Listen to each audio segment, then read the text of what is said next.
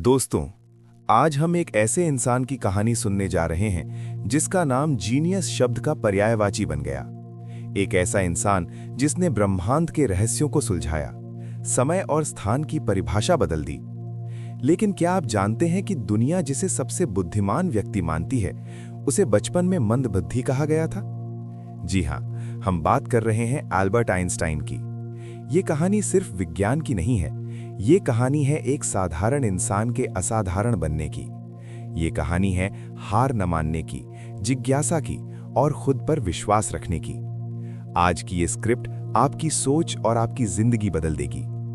14 मार्च 1879 Germany के उल्म शहर में एक बच्चे का जन्म हुआ।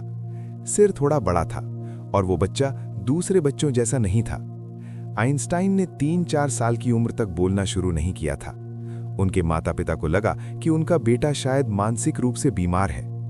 सीख, अपनी रफ्तार की तुलना दूसरों से ना करें। आज के दौर में हम अक्सर दुखी हो जाते हैं क्योंकि हमारा दोस्त हमसे आगे निकल गया या किसी को हमसे जल्दी कामयाबी मिल गई। आइंस्टाइन का जीवन सिखाता है कि हर फूल अपने समय पर खिलता है।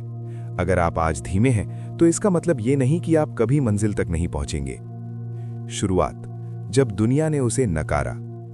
दोस्तों, कल्पना कीजिए एक ऐसे बच्चे की जिसे उसके अपने माता पिता असामान्य समझते थे। एक ऐसा बच्चा जिसे उसके शिक्षक मंदबुद्धि कहते थे। एक ऐसा छात्र जिसे स्कूल से निकाल दिया गया क्योंकि वो सिस्टम में फिट नहीं बैठता था। आज जब हम एल्बर्ट आइंस्टाइन का नाम सुनते हैं तो हमारे दिमाग में एक महान वैज्ञानिक की छवि उभरती है। लेकिन क्या आपने कभी सोचा है कि उस महानता के पीछे तिरस्कार, अपमान और अकेलेपन की कितनी गहरी खाई थी? जन्म और वो खामोश शुरुआत। तारीख थी 14 मार्च 1879। जर्मनी के उल्म शहर में हर्मन आइंस्टाइन और पॉलिन आइंस्टाइन के घर एक बच्चे ने जन्म लिया। खुशियों का माहौल होना चाहिए था, लेकिन पॉलिन जैसे ही अपने बच्चे को देखा वो डर गईं। नन्हे एल्बर्ट का सिर शरीर के मुकाबले बहुत बड़ा था। उस दौर के डॉक्टरों ने इसे शारीरिक विकृति माना, लेकिन ये तो सिर्फ शुरुआत थी। जैसे जैसे एल्बर्ट बड़ा हुआ, उसकी खामोशी उसके माता पिता के लिए चिंता का विषय बन गई। जहां दूसरे बच्चे 2 साल की उम्र तक तुतलाने और शब्द बोलने लगते हैं, एल्बर्ट पूरी तरह खामोश था। 3 साल बीत गए, 3.5 साल बीत गए, लेकिन एल्बर्ट के मुंह से एक शब्द नहीं निकला। उसके माता पिता को लगने लगा कि उनका बेटा शायद कभी बोल नहीं पाएगा। वे उसे डॉक्टरों के पास ले गए, पादरियों से मिले, लेकिन जवाब कहीं नहीं था। आज जिसे हम आइंस्टाइन सिंड्रोम कहते हैं, यानी देर से बोलना शुरू करना, उस समय उसे मानसिक कमजोरी समझा गया। लेकिन जरा सोचिए, उस छोटे से बच्चे के दिमाग में क्या चल रहा होगा। वो बोल नहीं रहा था, लेकिन वो देख रहा था, वो सुन रहा था, वो इस दुनिया की संरचना को महसूस कर रहा था। उसकी खामोशी उसकी कमजोरी नहीं, बल्कि उसके अंदर पल रहे एक महासागर की गहराई थी। जिज्ञासा का पहला बीज, वो जादुई कंपस। जब एल्बर्ट 5 साल के हुए तो वो एक बार बीमार पड़ गए। उन्हें बिस्तर पर लेटे रहना पड़ा। उनके पिता हरमन उन्हें बहलाने के लिए एक छोटी सी डिब्बी लेकर आए। वो एक मैग्नेटिक कंपस था। हरमन ने सोचा कि बच्चा सुई को हिलते देख खुश होगा, लेकिन एल्बर्ट के लिए वो केवल खिलौना नहीं था। जैसे ही एल्बर्ट ने उस कंपस को घुमाया, उन्होंने देखा कि सुई हमेशा एक ही दिशा में, उत्तर की ओर ही रुकती है। उन्होंने उसे उल्टा किया, टेढ़ा किया, तेजी से हिलाया, लेकिन वो सुई जैसे किसी अदृश्य शक्ति से बंधी हुई थी। 5 साल का वो बच्चा दंग रह गया। उस पल एल्बर्ट के दिमाग में एक बिजली सी कौंधी। इस दुनिया में कुछ ऐसा है जो छिपा हुआ है, कुछ ऐसा जो दिखाई नहीं देता, लेकिन इस पूरी सृष्टि को चला रहा है। यही वो जिज्ञासा थी जिसने आइंस्टाइन को जन्म दिया। दोस्तों, हमारे जीवन में भी ऐसी ही छोटी छोटी घटनाएं होती हैं जिन्हें हम नजरअंदाज कर देते हैं, लेकिन एक जीनियस वही है जो साधारण में भी असाधारण ढूंढ ले।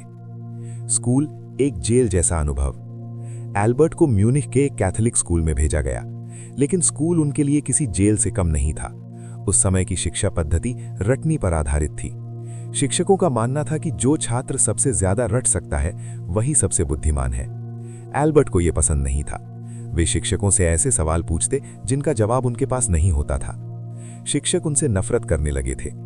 एक बार एक शिक्षक ने भरी क्लास में एल्बर्ट से कहा था, एल्बर्ट, तुम्हारे होने से क्लास का अनुशासन बिगड़ता है, तुम्हारा यहां होना ही बेकार है। क्या आप सोच सकते हैं, दुनिया के सबसे बड़े दिमाग को उसके शिक्षक ने बेकार कह दिया था। एल्बर्ट अक्सर अपने स्कूल के दिनों के बारे में कहते थे, ये एक चमत्कार है कि आधुनिक शिक्षा पद्धति ने जिज्ञासा की पवित्र भावना को पूरी तरह से गला नहीं घोटा। उन्हें स्कूल के सख्त नियमों और मिलिट्री जैसे अनुशासन से नफरत थी। वे अकेले रहना पसंद करते थे। वे दूसरे बच्चों की तरह फुटबॉल नहीं खेलते थे।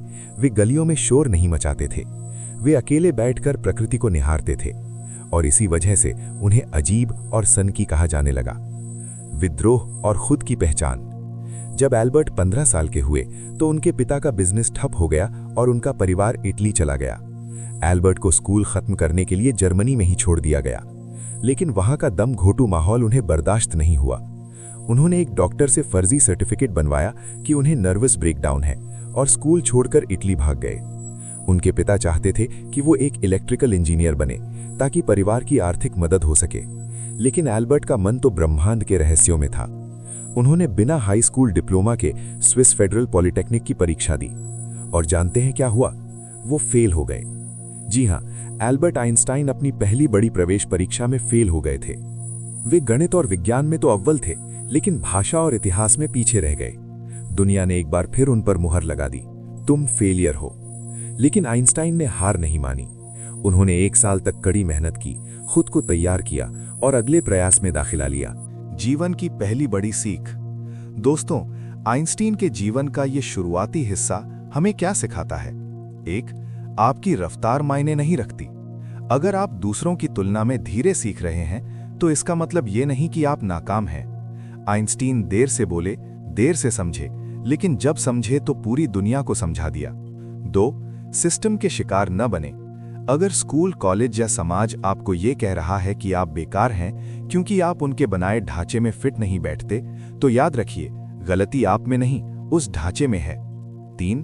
जिज्ञासा को कभी न मरने दें। ज्ञान से ज्यादा महत्वपूर्ण है सवाल पूछना। जिस दिन आपने सवाल पूछना बंद कर दिया, उस दिन आपकी प्रगति रुक जाएगी। आइंस्टीन का बचपन अपमान और असफलताओं की एक लंबी दास्तान थी, लेकिन उनके अंदर एक आग जल रही थी। एक ऐसी आग जिसे न तो उनके शिक्षकों की कड़वी बातें बुझा सकीं और न ही समाज का तिरस्कार। अगले अध्याय में हम देखेंगे कि कैसे ये मंदबुद्धि लड़का, जो एक अदद नौकरी के लिए दर-दर भटक रहा था, उसने पेटेंट ऑफिस के एक छोटे से केबिन में बैठकर ब्रह्मांड के सबसे बड़े रहस्य, सापेक्षता के सिद्धांत को जन्म दिया। याद रखिए, अगर आज दुनिया आपको नकार रही है तो दुखी मत होइए। शायद आप भी किसी ऐसी बड़ी खोज के लिए बने हैं जिसे समझने की काबिलियत अभी इस दुनिया के पास नहीं है। चलते रहिए, क्योंकि सफर अभी शुरू हुआ है। एक बार आइंस्टीन के पिता ने उन्हें एक कंपस लाकर दिया। उस छोटी सी सुई को उत्तर दिशा की ओर भागते देख नन्हे एल्बर्ट दंग रह गए। उन्हें लगा कि इस दुनिया में कुछ ऐसा है जो दिखाई नहीं देता लेकिन काम करता है। यही वो पल था जिसने उनके अंदर क्यों और कैसे पूछने की आदत डाली। स्कूल में आइंस्टीन को रटने वाली शिक्षा पसंद नहीं थी। वे शिक्षकों से ऐसे सवाल पूछते कि टीचर परेशान हो जाते।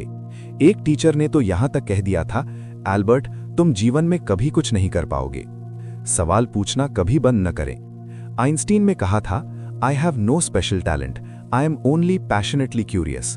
मेरे पास कोई खास प्रतिभा नहीं है, मैं बस बहुत अधिक जिज्ञासु हूं। अगर आप अपनी लाइफ बदलना चाहते हैं तो चीजों को वैसे ही स्वीकार ना करें जैसी वो हैं, पूछें क्यों। जिज्ञासा की शक्ति। दोस्तों, दुनिया में 2 तरह के लोग होते हैं। पहले वो जो चीजों को वैसा ही स्वीकार कर लेते हैं जैसी वे दिखती हैं, और दूसरे वो जो हर निश्चित बात के पीछे एक प्रश्न चिन्ह लगा देते हैं। एल्बर्ट आइंस्टीन इसी दूसरी श्रेणी के सबसे महान नायक थे। आइंस्टीन ने एक बार अपनी सफलता का रहस्य बताते हुए कहा था, I have no special talent, I am only passionately curious. यानी मुझ में कोई खास प्रतिभा नहीं है, मैं बस जुनून की हद तक जिज्ञासु हूं। आज के इस अध्याय में हम जानेंगे कि कैसे ये एक छोटी सी जिज्ञासा इंसान को साधारण से महान बना देती है। ज्ञान से बड़ा है सवाल। म्यूनिख के उस स्कूल में जहां एल्बर्ट पढ़ते थे, वहां का नियम था, शिक्षक जो कहे उसे पत्थर की लकीर मान लो। लेकिन नन्हे एल्बर्ट के लिए यह असंभव था।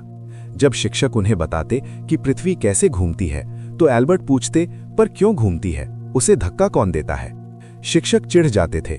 उन्हें लगता था कि एल्बर्ट उनका अपमान कर रहे हैं या जानबूझकर क्लास को डिस्टर्ब कर रहे हैं। लेकिन हकीकत में एल्बर्ट का दिमाग एक ऐसी मशीन की तरह था जो हर जानकारी की जड़ों तक पहुंचना चाहता था। दोस्तों, क्या आपने कभी गौर किया है कि हम बचपन में कितने सवाल पूछते थे? आसमान नीला क्यों है, तारे क्यों चमकते हैं? लेकिन जैसे जैसे हम बड़े हुए, हमने सवाल पूछना बंद कर दिया। हमने समाज के बनाए नियमों और दूसरों की दी हुई जानकारियों को सत्य मान लिया।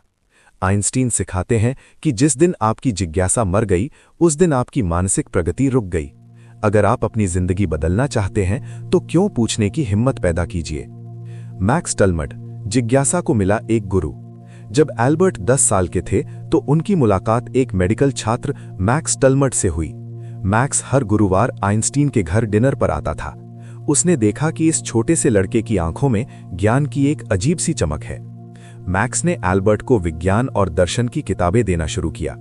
12 साल की उम्र में एल्बर्ट ने एक ज्यामिति की किताब पढ़ी जिसे वे अपनी पवित्र छोटी गणित की पुस्तक कहते थे। उन्होंने उस किताब के हर प्रमेय को खुद हल किया। वे किताबों में खो जाते थे। वे इमैनुअल कांट जैसे कठिन दार्शनिकों को पढ़ने लगे थे जिन्हें बड़े बड़े विद्वान भी नहीं समझ पाते थे।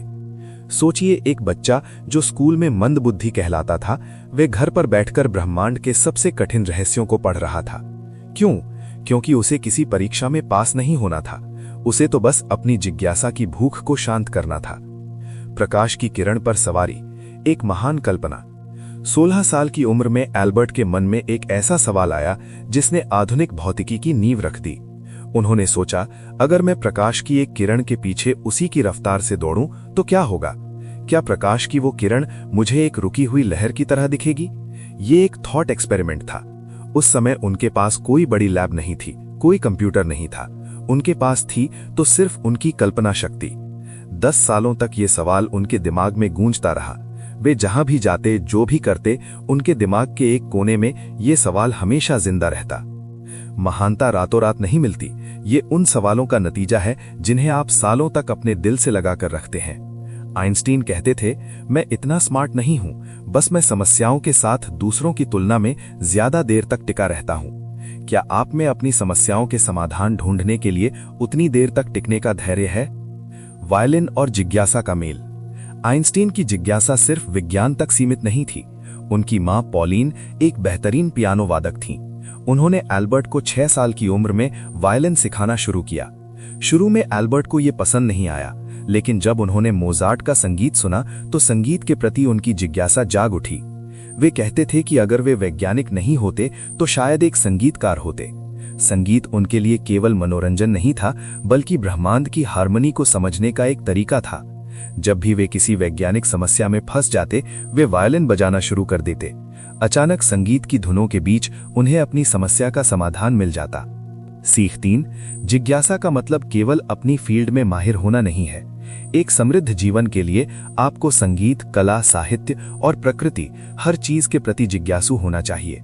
जितना विविध आपका ज्ञान होगा, आपकी सोच उतनी ही रचनात्मक होगी। जिज्ञासा बनाम ज्ञान। आइंस्टीन का एक मशहूर वाक्य है, imagination is more important than knowledge. कल्पना ज्ञान से अधिक महत्वपूर्ण है। ज्ञान तो वो है जो हमें पहले से पता है, लेकिन कल्पना वो है जो हमें वहां ले जाती है जहां हम कभी नहीं गए। आज के इस दौर में जहां गूगल और एआई के पास हर सवाल का जवाब है, क्या जिज्ञासा की कोई वैल्यू बची है? जवाब है हाँ, पहले से कहीं ज्यादा।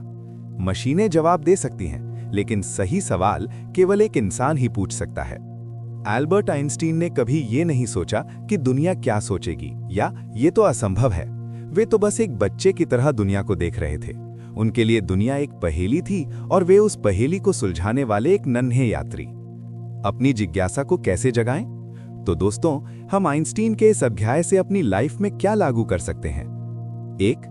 क्यों पूछना शुरू करें।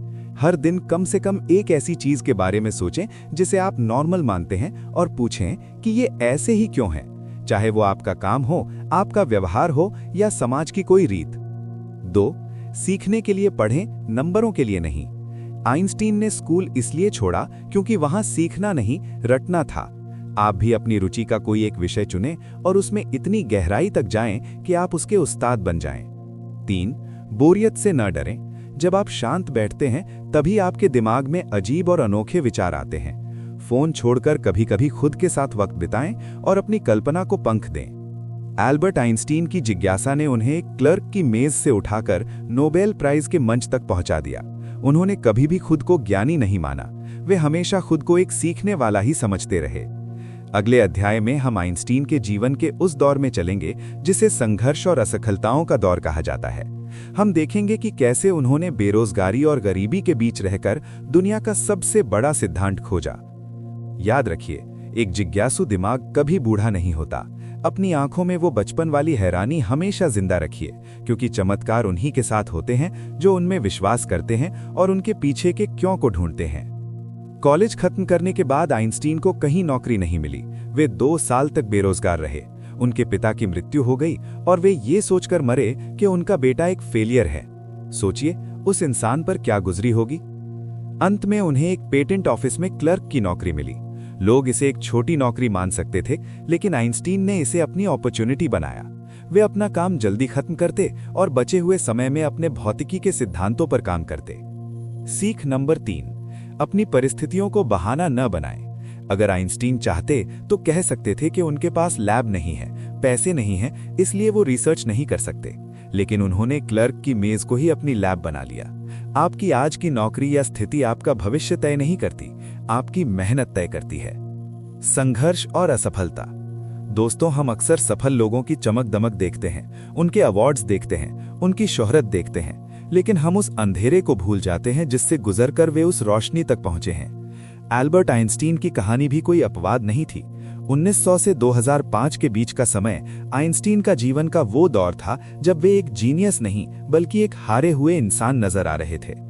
आज का ये अध्याय उन लोगों के लिए है जो आज बेरोजगारी, असफलता या परिवार के दबाव से जूझ रहे हैं। ये कहानी आपको बताएगी कि जब पूरी दुनिया आपके खिलाफ खड़ी हो तब भी खुद को कैसे खड़ा रखना है। स्नातक और बेरोजगारी का दंश। साल 1900 में आइंस्टीन ने ज्यूरिक पॉलिटेक्निक से अपनी पढ़ाई पूरी की। उनके साथ के सभी दोस्तों को यूनिवर्सिटी में असिस्टेंट की नौकरी मिल गई, लेकिन आइंस्टीन को नहीं। क्यों? क्योंकि उनके प्रोफेसरों को उनका विद्रोही स्वभाव पसंद नहीं था।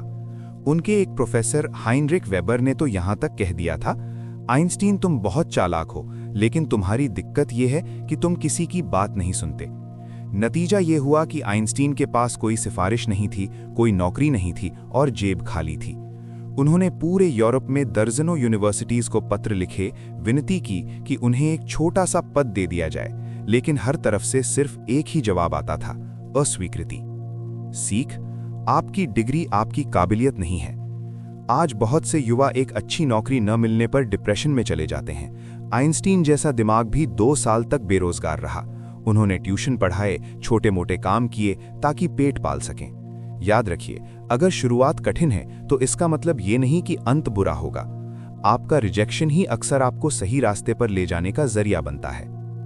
पिता की मृत्यु और एक अधूरा सपना। इस संघर्ष के बीच आइंस्टीन के जीवन का सबसे दुखद पल आया।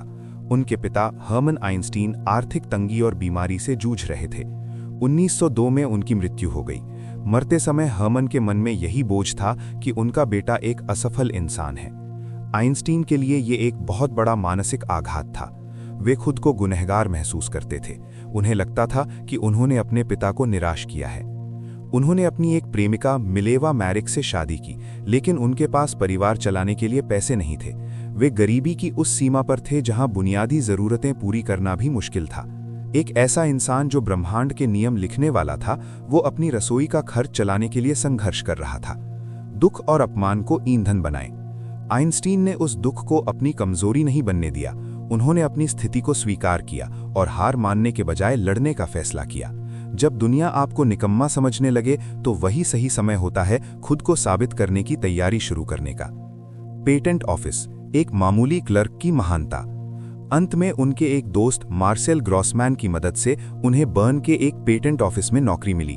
पद था टेक्निकल एक्सपर्ट 3rd क्लास। ये कोई वैज्ञानिक पद नहीं था।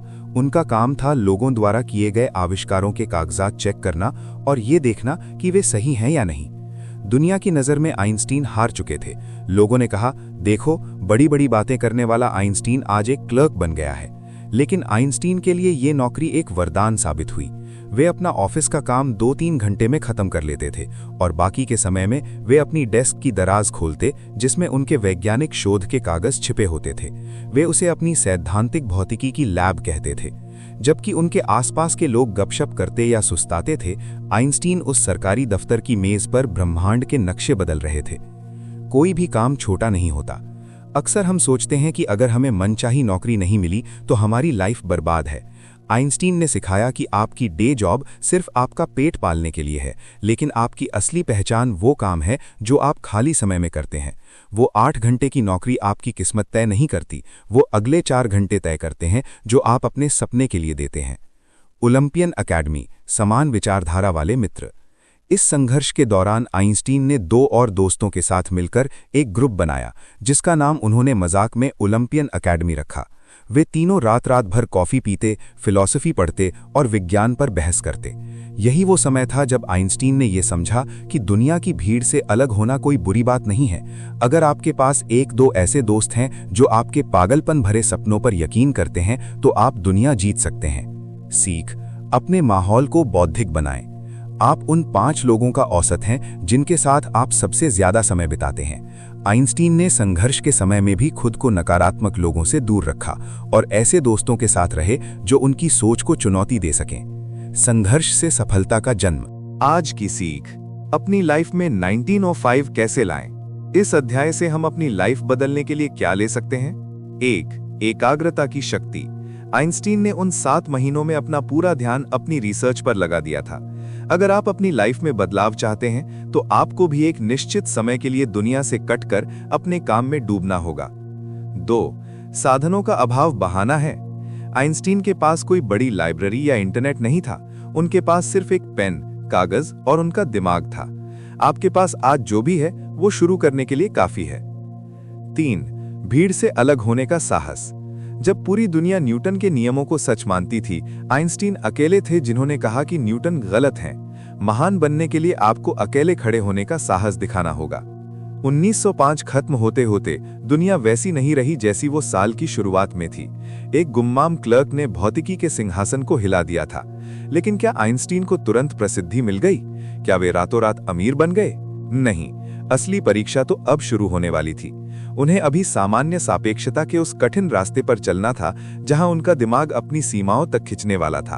अगले अध्याय में हम देखेंगे कि कैसे आइंस्टीन ने गुरुत्वाकर्षण की नई परिभाषा लिखी और कैसे एक सूर्य ग्रहण ने उन्हें पूरी दुनिया का सुपरस्टार बना दिया। याद रखिए, आपके अंदर भी एक 1905 छिपा है, बस अपनी जिज्ञासा की मशाल को जलने दीजिए। आइंस्टीन ने कभी भी प्रयोगशाला में बैठकर प्रयोग नहीं किए, वे थॉट एक्सपेरिमेंट्स करते थे। वे अपनी आंखें बंद करते और कल्पना करते कि अगर वे प्रकाश की किरण पर बैठकर यात्रा करें तो क्या होगा। सीख 5. अपनी कल्पना की शक्ति का उपयोग करें। आइंस्टीन का मानना था कि ज्ञान की एक सीमा होती है, लेकिन कल्पना पूरी दुनिया को घेरे हुए है, प्रगति को उत्तेजित करती है और विकास को जन्म देती है। आज के इस अध्याय में हम समझेंगे कि कैसे एक इंसान की सोचने की शक्ति ने उसे इतिहास का सबसे बड़ा जीनियस बना दिया और आप अपनी कल्पना का इस्तेमाल अपनी लाइफ बदलने के लिए कैसे कर सकते हैं। ज्ञान का दायरा बनाम कल्पना का आकाश। आइंस्टीन का मानना था कि ज्ञान वो है जो हमें अब तक पता है, ये अतीत की बात है, लेकिन कल्पना वो है जो हमें भविष्य की ओर ले जाती है। ज्ञान हमें ए से बी तक ले जा सकता है, लेकिन कल्पना हमें कहीं भी ले जा सकती है। जब आइंस्टीन ने सापेक्षता के बारे में सोचा तो उनके पास कोई डेटा नहीं था, उनके पास कोई सुपर कंप्यूटर नहीं था, उनके पास सिर्फ उनका दिमाग था। वे घंटों अपनी कुर्सी पर बैठकर अपनी आंखें बंद कर लेते थे। वे खुद को एक अंतरिक्ष यात्री के रूप में देखते थे जो प्रकाश की गति से भाग रहा है। वे देखते थे कि कैसे ब्रह्मांड की चादर मुड़ रही है। 1. सूचना को ज्ञान न समझें। आज के दौर में हमारे पास सूचनाओं का अंबार है, इंटरनेट पर हर चीज उपलब्ध है, लेकिन क्या हम आइंस्टीन जितने रचनात्मक हैं? नहीं, क्योंकि हमने सोचना छोड़ दिया है। हम दूसरों के विचारों को पढ़ते हैं, लेकिन अपने विचार पैदा नहीं करते। याद रखिए, सफल वो नहीं है जिसके पास सबसे ज्यादा जानकारी है, बल्कि वो है जिसके पास उस जानकारी को इस्तेमाल करने वाली सबसे बेहतरीन कल्पना है। थॉट एक्सपेरिमेंट्स, मन की प्रयोगशाला। आइंस्टीन के पास कोई भौतिक लैब नहीं थी, वे थॉट एक्सपेरिमेंट्स करते थे। उनके जीवन का सबसे महान थॉट एक्सपेरिमेंट क्या था? उन्होंने कल्पना की कि एक व्यक्ति एक लिफ्ट के अंदर है और वो लिफ्ट अंतरिक्ष के शून्य में ऊपर की ओर तेजी से खींची जा रही है। क्या उस व्यक्ति को पता चलेगा कि उसे गुरुत्वाकर्षण खींच रहा है या लिफ्ट की गति? इस एक छोटे से मानसिक विचार ने उन्हें सामान्य सापेक्षता के सिद्धांत तक पहुंचाया। उन्होंने सिखाया कि अगर आप किसी समस्या का समाधान नहीं ढूंढ पा रहे हैं तो कागज पेन छोड़ दीजिए, अपनी आंखें बंद कीजिए और उस समस्या को एक फिल्म की तरह अपने दिमाग में चलते हुए देखिए। विजुअलाइजेशन की शक्ति का प्रयोग करें। महान एथलीट, कलाकार और बिजनेस लीडर्स इसी तकनीक का इस्तेमाल करते हैं। वे अपनी जीत को पहले अपने दिमाग में देखते हैं। अगर आप अपनी लाइफ बदलना चाहते हैं तो पहले अपनी बदली हुई लाइफ की कल्पना करना शुरू करें। आप कैसा महसूस करेंगे? आप कहां होंगे? जब तक आप उसे देख नहीं सकते तब तक आप उसे पा नहीं सकते। संगीत और विज्ञान का संगम।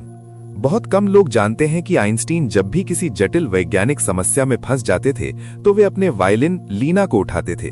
वे मोजार्ट और बाख की धुनें बजाते थे।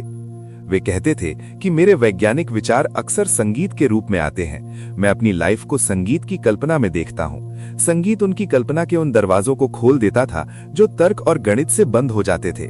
संगीत उन्हें उस हार्मनी से जोड़ता था जो इस ब्रह्मांड के मूल में है। सीख 3।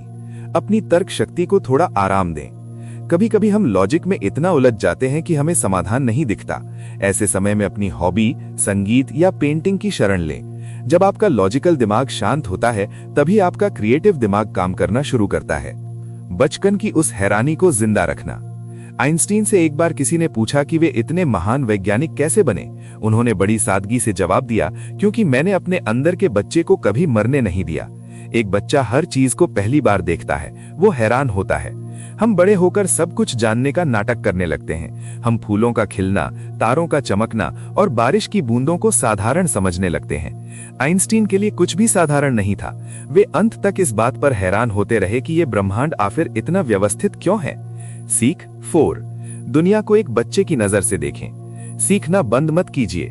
जिस दिन आपको लगने लगा कि मुझे सब पता है, उसी दिन आपकी तरक्की रुक जाएगी।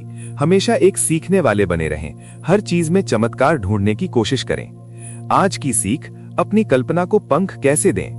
दोस्तों, आइंस्टीन का ये अध्याय हमें अपनी जिंदगी बदलने के लिए 3 जरूरी सबक देता है। 1. क्या होगा अगर? पूछें। अपनी समस्याओं के बारे में सोचें और पूछें कि क्या होगा अगर मैं इसे बिल्कुल अलग तरीके से करूं। अपनी कल्पना को बिना किसी डर के दौड़ने दें। डर कल्पना का दुश्मन है। 2. मानसिक अभ्यास करें। सोने से पहले 10 मिनट अपनी सफलता और अपने लक्ष्यों को विस्तार से विजुअलाइज करें। उसे इतना असली बना दें कि आपका अवचेतन मन उस पर यकीन करने लगे। 3. भीड़ की सोच से ऊपर उठें। समाज आपको बताएगा कि क्या संभव है और क्या असंभव, लेकिन आपकी कल्पना की कोई सीमा नहीं है। जैसा कि आइंस्टीन ने दिखाया, एक क्लर्क भी अपने विचारों से ब्रह्मांड को झुका सकता है। कल्पना एक ऐसी मांसपेशी है जिसे जितना ज्यादा इस्तेमाल किया जाए वो उतनी ही मजबूत होती है। आइंस्टीन ने अपनी इस मांसपेशी को इतना मजबूत कर लिया था कि वे उन चीजों को देख पाए जिन्हें करोड़ों लोग अपनी खुली आंखों से नहीं देख पा रहे थे। उन्होंने साबित कर दिया कि एक इंसान की छोटी सी खोपड़ी के अंदर पूरा ब्रह्मांड समा सकता है। अगले अध्याय में हम देखेंगे कि जब आइंस्टीन दुनिया के सबसे बड़े सेलिब्रिटी बन गए तो उन्होंने अपनी उस सफलता और शोहरत को कैसे संभाला। हम देखेंगे उनकी विनम्रता की वो कहानियां जो उन्हें सिर्फ एक वैज्ञानिक नहीं बल्कि एक महान इंसान बनाती हैं। याद रखिए, ज्ञान आपको रोटी दे सकता है, लेकिन कल्पना आपको वो पंख देगी जिनसे आप सितारों तक पहुंच सकते हैं। अपनी कल्पना को कभी मत रोकिए।